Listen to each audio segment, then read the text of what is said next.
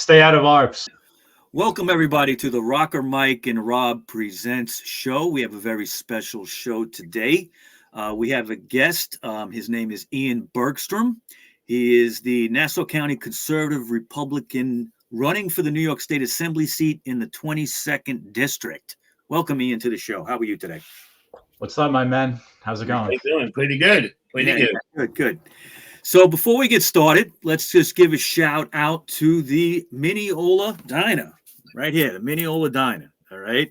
They are located on Willis Avenue and Jericho Turnpike. They're an old school diner right on the corner.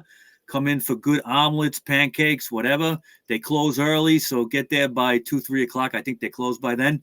But come in and say hi to Shane. Mention RockerMike, me, and you will get a free cup of coffee or a soda, whatever you're eating. Okay, you know that place, right, Ian? Yes, sir. I'm sure you do. And the second place I want to mention that just happens to love us so much is ARPS Tavern in Floral Park. Come down to ARPS. You know ARPS, Rob. I've dragged you in there a few times. Yeah. Maybe place to have a few drinks. Oh, yeah. Come in, have a few drinks, hang out with some cool people. Patrick there, the bar manager, he's a great guy. Who else? Mike, Brian, Ryan, Jerry, all these guys are great in there. Sometimes they got food too, so you don't even have to leave to get anything to eat. Come down to ARPS Tavern. I think they're open at least to 3 o'clock in the morning, but they do open at 8. So for all whatever your schedule is for drinking, come down to ARPS, right next to the train station. Right next to the train station. That's right. Okay, so Ian, thanks again for coming on. Thanks for having me. I'm excited. Yeah. Okay. Let's just jump right in here. Now you're an attorney, right? Yes, first generation. Right. What made you jump into this race? You're running against a Democrat incumbent, Michelle Salages, right? She's been an incumbent since 2012 in the district. What made you jump into this race? The opportunity arose for me to challenge Assemblywoman Salage for the New York State Assembly 22nd District position. I was asked if I was interested. I said yes. Fast forward about 2 weeks, and I received the nod to run as the official candidate for the Nassau County Republican Committee and Nassau County Conservative Committee. And I've been working hard since last April to unseat Assemblywoman Salage as the incumbent. That's great. She's a tough one to beat, though. That's for sure. Everyone's vulnerable. No, you're right. Especially in this day and age. So now I was looking at your bio. Okay, you had sent me some information, just preparing for the interview, and you mentioned that you intend to fight for the financial, educational, and public safety interests of your constituents, regardless of political affiliation. Now, I think that's a great statement. It looks like from what you're describing there, those three things, financial, educational, and public safety interests, are probably some of the biggest interest or issues, I should say, that's going on in that district, right? Yes. Okay. So what do you intend to do regarding each of those? With respect to the financial interest, the New York State budget is $239 billion. Mm-hmm. The budget is, quote, historic, end quote, throughout the history of New York State. The $239 billion budget exceeds foreign nations with respect to gross domestic product. After reviewing the budget, I believe a lot of the spending is irresponsible and egregious. And the New York State taxpayers are responsible for financing the $239 billion budget. The national inflation is outrageous. The national cost of living is outrageous. Yeah. The New York State cost of living is outrageous. And the New York State residents are getting crushed financially as a result of the liberal legislature. I agree with that. I've seen that for a long time now. Yep. So my position is that the New York State legislature needs to slash the budget tremendously and steer budgetary spending towards the programs, resources, and services available for the New York State residents. Now, why do you think the budget has been just so overblown more and more every year for a long time now? What do you think of the causes of that? Do you think it's corruption, for instance, or what could it be? Incompetence. Incompetence. And Straight also, ahead response. I believe the liberals are pushing agendas in New York State government that requires financing by the taxpayers. For instance, approximately $5 billion has been expended for illegal immigrants. I don't understand what the purpose of such spending is. I posted to my Instagram the other day that the New York State legislature has allowed the illegal immigrants to frequent five-star hotels, free iPhones, free checking accounts, free debit cards, Right. free legal representation. New York State residents that are quote unquote legal residents are not afforded such opportunities. That's No, right. we're not. No, we're not. No, we're not. But now, just so people understand what the 22nd district is in New York, it covers quite a few towns. You got Floral Park, both sides of Floral Park. You got Valley Stream, Elmont. I think part of Woodmere, right? Yes, North Woodmere. What am I forgetting in there? I know it's got a few spots. A section of Franklin Square, Mm-hmm. Belrose Village, Belrose, Queens, Belrose. Stewart, Mass. Right. Now, this is an area. Neighborhoods that border the Queens. Yeah, I was just going to say this is an area that borders Queens, and I just have to say I'm not a resident of Floral Park or the district at all. I actually live up in the Glen Cove area, but You're not a member of Floral Park. Don't worry. But I'm like a stepchild of Floral Park now. I'm totally accepted into the neighborhood. Always in ARPS and the Knights of Columbus and all that there. But anyway, that's all that matters, man. We're happy to have you. Yeah, I love Floral Park. I always liked that neighborhood. But because you're on the line of Queens, being part of New York City right there, I think you get a lot of spillover of city problems. Okay, that definitely impact Floral Park and other parts of the district. One thing that I have to say I was totally flabbergasted by was the whole thing at Creedmoor. Okay, where they're housing. This is a psychiatric center in Queens, only a few minutes from that district. And basically they took an old building that's been there forever. It was a psychiatric center, and they made it a shelter for illegals. Okay, and it's actually had an effect on that definitely your district. Okay, and definitely that district in Queens, in such a negative way as far as crime, as far as businesses closing up because of safety issues. I know a couple of bars closed. Winchester's closed because of it. Okay. Can you comment on this problem at Creedmoor as far as it affecting your district? Well, Floral Park and the surrounding neighborhoods, like you mentioned, are right on the border of the Creedmoor facility that has been housing illegal immigrants as a result of the government. Although County Executive Blakeman's position is that Nassau County is not a sanctuary county, and I respect him for having that platform, Yes. The risk is present that illegal immigrants may come over the border into the Nassau County communities, such as Floral Park, Elmont, and so on, causing the deterioration of the lifestyles for the suburban residents. Okay. And unfortunately, New York State government and New York City government have not been advocating for the Nassau County residents in that regard. Well, I want to touch on the Creedmoor aspect too. Sure. Mentally challenged individuals have historically been at the Creedmoor facility. People with psychiatric issues, like you mentioned, and other people that require government services have been housed in that facility. But the government has totally disregarded the interests of the vulnerable communities and have housed illegal immigrants there to further the agenda. I believe it's outrageous. I believe it's egregious, and any other antonym that you want to use. New York State has traditionally cut services for people that experience psychiatric issues and are mentally challenged, for lack of a better phrase. And such individuals require the support of the government. Absolutely, I agree with that. Like I said, I'm not a resident of this district, but I do hang out a lot, and I talk to people all the time, and we get into deep discussions sometimes at ARPS, believe it or not.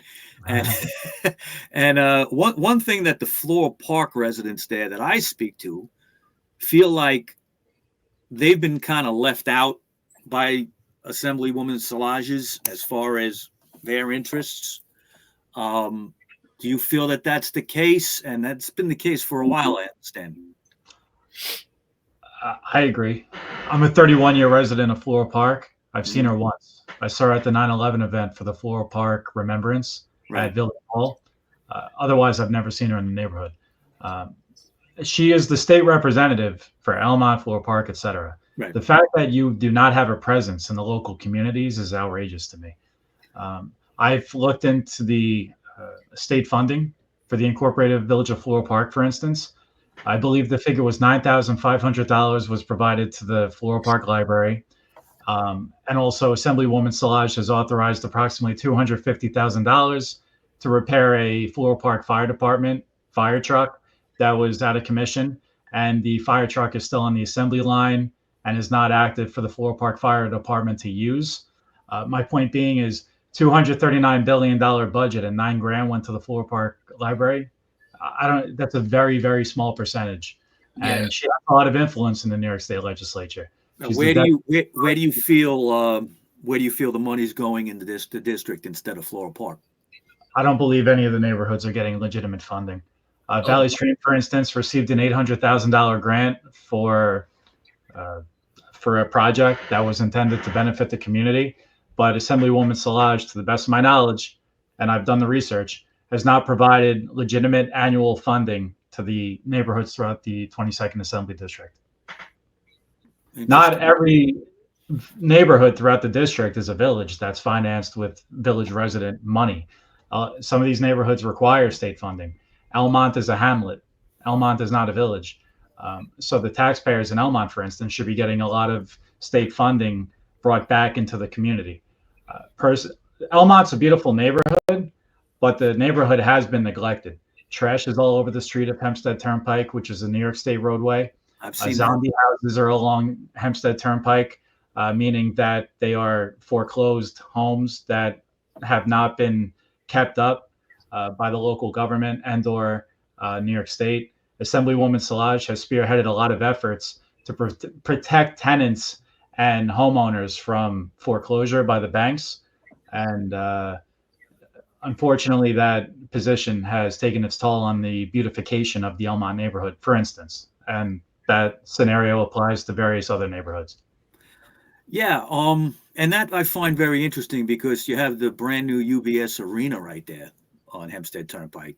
And you would think that with that being there, it would revive that entire area, if it was done properly, if everything was done competently. Okay. But what you're saying is true. There's a lot of foreclosed businesses and homes right near there. So you would think it would build it up somehow. And I would say that Assemblywoman Szalages is dropping the ball on this. She has an opportunity to really make that neighborhood grow. Would you agree? I agree. A lot of money is being pumped into UBS Arena, Belmont, the Belmont redevelopment, which is approximately $500 million being sunk in to renovate the existing racetrack. Right. The Belmont Retail Village, the mall being constructed behind the UBS parking garage, has a lot of money being pumped into it. I campaigned in the heart of Elmont the other day, and I realized that there's approximately 45 feet between the back of the mall being constructed and a residential street with houses. 45 feet. My position is that the residents of Elmont have been totally neglected and disregarded for the betterment of commercial developments, which is unacceptable. Now, you said you were there the other day. What kind of response did you get from the constituents there? Frustrated homeowners that are fed up with the fact that the traffic has totally overrun Elmont as a result of UBS Arena. That entire project has been botched since day one. I don't care what anyone says. I sent a FOIL, Freedom of Information Law request to the New York State Department of Transportation, asking for blueprints, architectural designs, etc., pertaining to the development of UBS Arena and the surrounding area. They require further time to get back to me. Personally, I think it's all a con. They're trying to leave people in the dark. Well, I've put in FOIL requests for things, okay, and they're always late. Okay, when they tell you something's going to be coming in October, for instance, you're lucky you don't see it for 6 months. So Please. it's the whole, you know what it is? That's the whole state is incompetent in that way. You know what I mean? Yes. So what are you going to do? But yeah, I mean, driving around that area is nuts, especially if there's an event. Okay. I can't handle it. And I'm a Floral Park resident. Could you imagine across the street in Elmont? Yeah. Yeah. And like you said, UBS Arena is a great facility. Don't get me wrong. Yes, it is. But the traffic conditions should have been competently evaluated before they slammed huge commercial developments into a residential neighborhood. Let me ask you a question. What do you think about the casino? If they put a casino out there, how bad would it be? Casino with respect to Elmont? Yeah. I'm unfamiliar what's going on with the casino proposal. Don't they want to put that casino by the arena, by the Belmont and all that stuff? Mike, they were trying to pass the bill. I think that's been discussed, but never off, seriously, as far as I know. They wanted to put it by the new Nassau Coliseum. They're picking one of those, but the residents are losing their minds. That's a different thing. The Nassau Coliseum is... The Blakeman administration is attempting to facilitate the development of a casino in the Uniondale East Meadow area. Yeah, but they were talking also by USB, by that new arena putting one too. Like they got funding, like the Marriott and all these guys are the one that want to do it. I'm not familiar with a casino being constructed in Elmont, but if there is, then it shouldn't affect the suburban tranquility of Elmont and Floral Park residents. Okay. Yeah. Okay. But do whatever you want to do with building businesses and the rest of it. As long as it doesn't affect suburbia, then God bless. Well, speaking about that, commercial interests, meaning money, have totally surpassed the interests of the local residents. And here's another thing. I guarantee within 10 years, New York State is going to declare eminent domain in Elmont/Floral Park and wipe out many residential houses and areas of the neighborhoods to continue building the continue building the commercial Disneyland. New York State's trying to push city buses into Elmont and Floral Park. I oppose that. I went to Kew Gardens to challenge the MTA's proposal. The Belmont UBS Arena train station, whatever the specific name for that, has been built to encourage a flow of individuals to frequent the UBS Arena. And even Islander fans complain about the traffic conditions that don't even live in the neighborhood. There's been tons of articles by Newsday, News 12, etc., where people are losing their mind. An Emerald parking lot, which is, I believe, exit 26D, off the Cross Island, intended to facilitate parking at the events and the Islander games. It takes forever to get out of the Emerald parking lot, as well as to transport from the parking lot to the arena. You got to take a shuttle bus. You got to walk about 1,000 feet. I'm laughing because it's totally botched, as I mentioned previously. Right.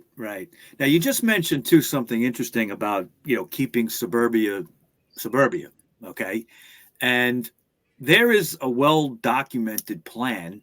It's been discussed publicly and it comes from Governor Hochul up high. Okay. Basically to expand out the city, okay, and things like building low-income housing projects, things like that, into Nassau County and Suffolk County and places upstate as well. And this is all kind of like, a urbanization, really, I guess, that is not fair to people. What do you think about that? Have you heard about this policy? Yes, personally, I believe that lobbyists are requesting that the New York State government facilitate a lot of such developments because of financial reasons. I believe there's a financial motive behind all of it. I interviewed with the Long Island Herald last week or 2 weeks ago about my positions, and I was asked about the intention to develop, low-income housing, whatever phrase you want to use. And I said to the reporter, where? In the 22nd District. I have no idea which neighborhood would be able to facilitate such developments. I said maybe one county because there's more space out there. But if you go through each of the 22nd District neighborhoods, you're flooded with schools, apartment complexes, residential houses, police departments, fire departments, and so on. There is no space whatsoever to tolerate the intention to develop those properties. Well, for them to get away with something like that, it's got to be more than just rezoning things and all that, right? There has to obviously be a place to put it. But how could they get away with this? What do you mean specifically? Well, no, I mean, like, what are they thinking that they could get away with this? What is the it's not like you can just do it, in other words. Governor Hochul's from Buffalo. She wouldn't know the difference between Jamaica Avenue and Eastern New York. She has no idea what kind of layout the neighborhoods have. Yeah, and the Democratic legislators throughout the New York State, they co-sign whatever the governor wants. They don't want to ruffle any feathers. They're all playing ball with each other. There is zero opposition coming from the liberals in Albany. Yeah, that's the biggest problem because, liberals are better causing a problem when it's not a problem. When we want to create a problem when there's no problem. It's been working fine for a year. We're like the contested, they'll do that contested, the driving thing that you got to pay. Congestion. Guess who's going to pay for that? We're going to have to pay for that. Pricing. That's another racket. So the MTA has lost $750 million because of fare evasion, with people jumping over the turnstiles. Yeah. All of a sudden, congestion pricing is necessary to decrease the traffic going into the city.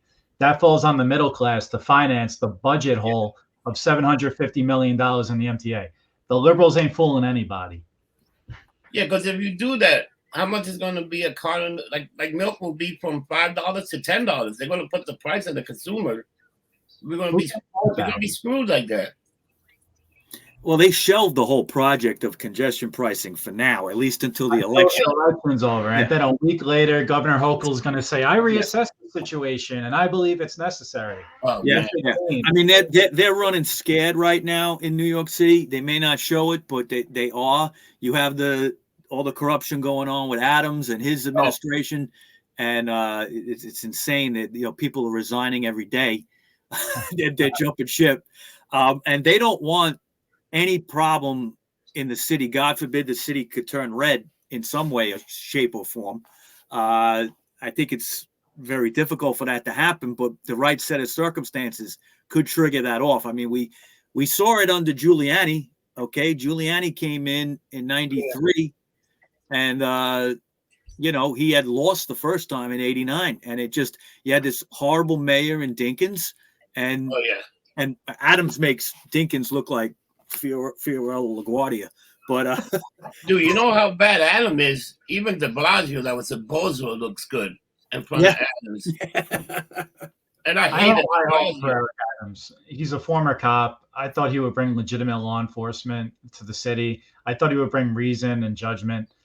I wanted to give him the benefit of the doubt, but it's more of the same. And I'm not going to comment on his corruption allegations. I'm going to let it run its course. I'm not going to condemn the guy before he's convicted or otherwise. But I agree. The city's a mess. Every major city department head is going down. Everyone's resigning. I never seen anything like that. And again, I'm not accusing anybody of misconduct. I'm just saying it's a bad look. No, but this is the first time in history, right, that a mayor got indicted, and it's amazing. They all want one guy to be indicted, and now all these guys are falling apart, which I think is funny. How it's playing out. They want to get one guy, and now all these guys are falling apart. This is going to go all the way to the top, even to Hochul. These people are all screwed. They could. We got to see how it plays out. One thing that the city always does historically is it forgets who actually is like kind of the engine of the city, okay? And that is, the suburbs, okay? The people that come in from Floral Park and Elmont and places like that, and even a little further out, up by me, even Glen Cove, wherever, everybody, through the Long Island Railroad, which is the biggest rail system in the country, okay, drives the city, okay, but they always look to, for lack of a better word, crap on the suburbs, okay, because I don't know why, it's all politics, you know what I mean? Everybody should get along and work with each other. It would be a lot more competent, but they don't. And the taxpayers in Nassau County are getting crushed. The property taxes are very expensive. Cost of living is very expensive. The housing costs are outrageous. It's like $1 million for a house that used to be $400,000 because it's all fictitiously inflated. And I agree with you. It's completely unfair to suburbia. Right. All right. I'm going to bring up a comment here. It's part of her bio. Assemblywoman Szilagyi. I was reading this. I found this interesting. Now, she's, like I said, she's been the incumbent since 2012. But she serves as the Assembly Deputy Majority Leader as well as Chair of the New York State Black, Puerto Rican, Hispanic, and Asian Legislative Caucus. Through her work, she strives to ensure that all people are treated with dignity and protected equally under the law throughout New York State. Has she accomplished this?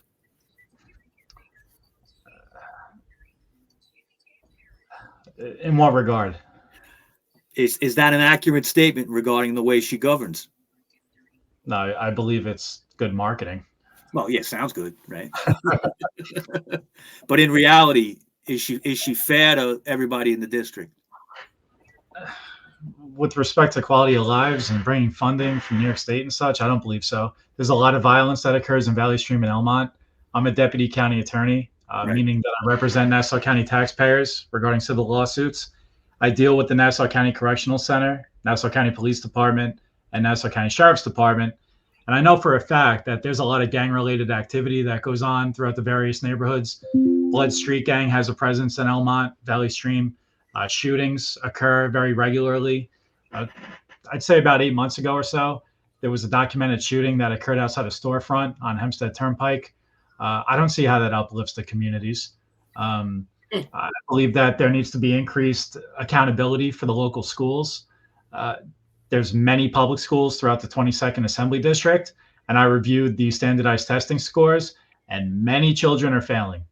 In addition of children that request an exemption from the standardized testing, they're not included in that failing statistical score. For instance, like 65% of the students are passing the basic courses like math, English, etc. Unacceptable. People move to suburbia to raise their families for the purpose of getting great education. And the bureaucrats in the school system and the government is failing them. What else? I reviewed the criminality statistics throughout the 22nd district. The statistics skyrocketed from 2019 through the present.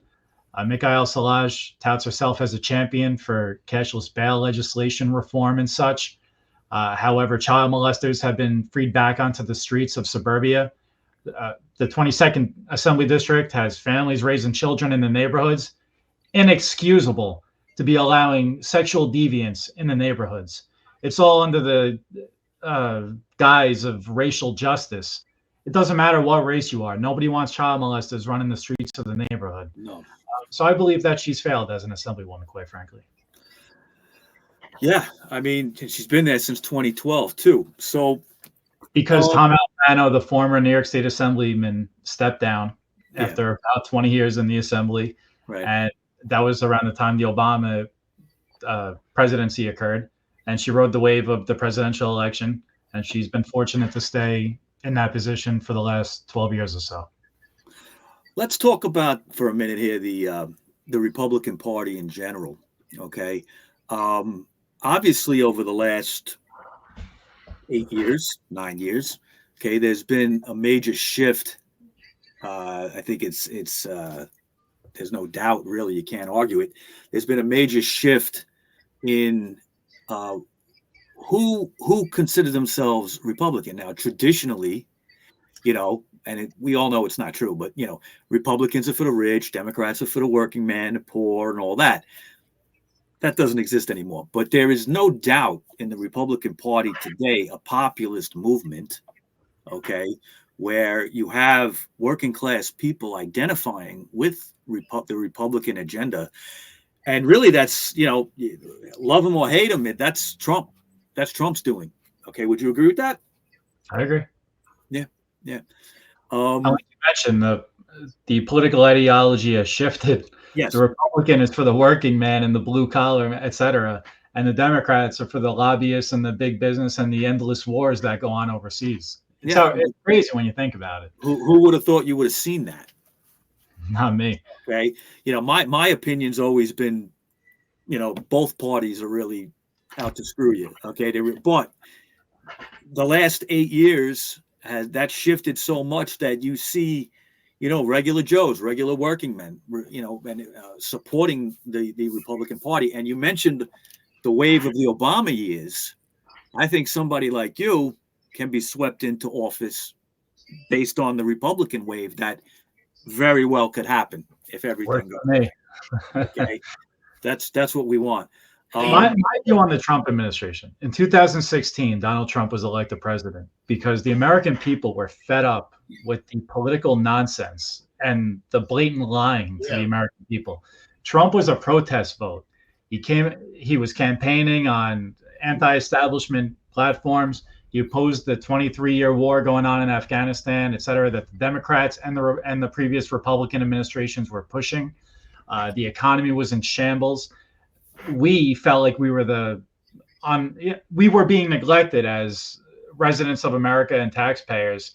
And Trump was basically speaking the internal voices of all of us. And that's what these purported political experts don't understand.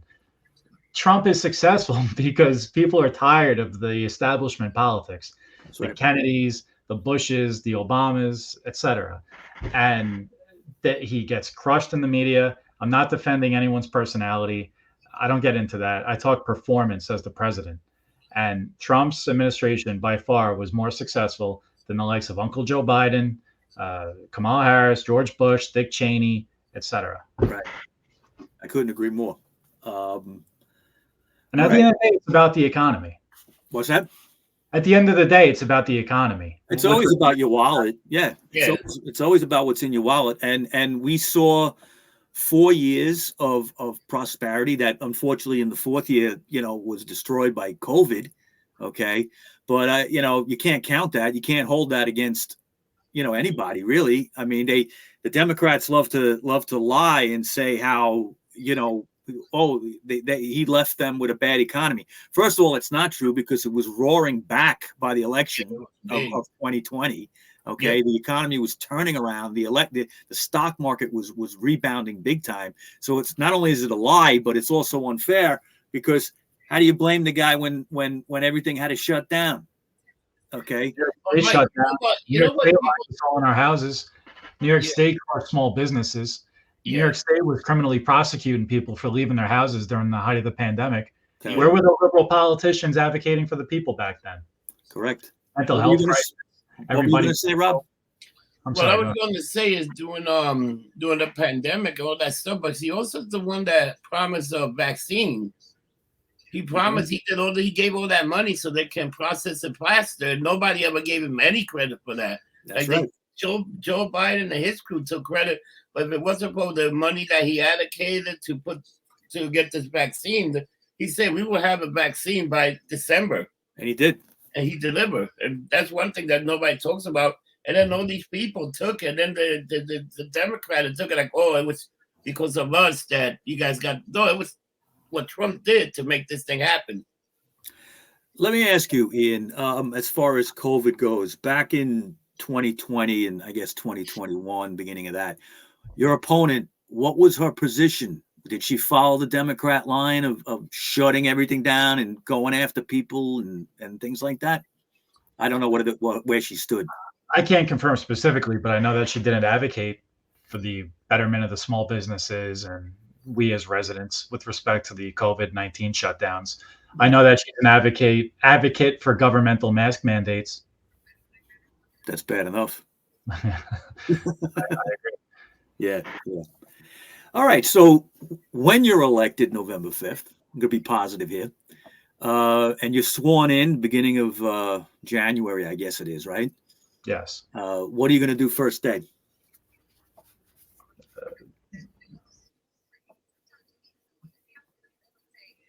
There's so many issues associated with New York State. Let me think for a moment. Yeah, take it. No. I didn't mean to be a gotcha. I figured you got to have something in mind on first day. I intend to demand amendments to the cashless bail legislation because I believe public safety is a major issue with respect to the local communities. Also, the state budget needs to be slashed tremendously. Those are the main two issues that I will be advocating for. And one of my main platforms is to hold the New York State Department of Transportation and Governor Hochul accountable to alleviate the traffic conditions surrounding UBS Arena. The state has the money to change the layout of the Cross Island Parkway, Bell Parkway, and state property that borders Elmont Floral Park and the Cross Island Parkway, considering the $239 billion budget. New York State also received the quote unquote Build Back Better package from the Biden administration, and totally botched and not used for the betterment of the infrastructure. I sent a FOIA request to the New York State Department of Transportation asking for records pertaining to the financing of developing Jericho Turnpike and Hempstead Turnpike regarding the local neighborhoods. And the DOT responded that I was not specific enough. I gave them specific neighborhoods and specific roadways that are under their jurisdiction, and they had no idea what I was talking about. My point being is that the state is just neglecting the necessary monies to be expended regarding the infrastructure. Well, that's true. And I'm running on a grassroots campaign, things that affect the 22nd Assembly District. I'm not worried about philosophical agendas that are being pushed and so on. I'm worried about issues that concern the residents.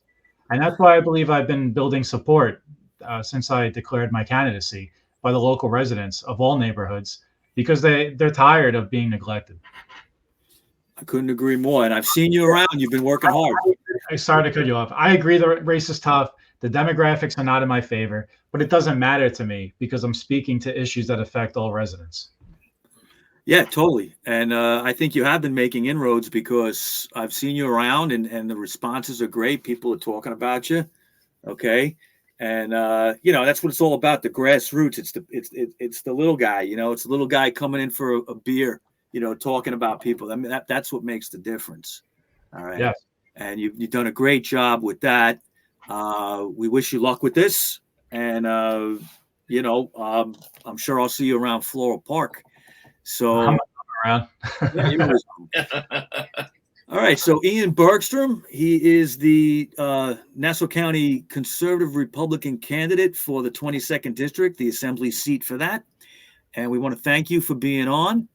And like I said, we wish you nothing but luck with this. And I think you can win. Thank you very much for the support. Thanks for hanging with you guys. All right, cool. Anything to say, Rob? Remember, don't get drunk. Get lumped up. See you next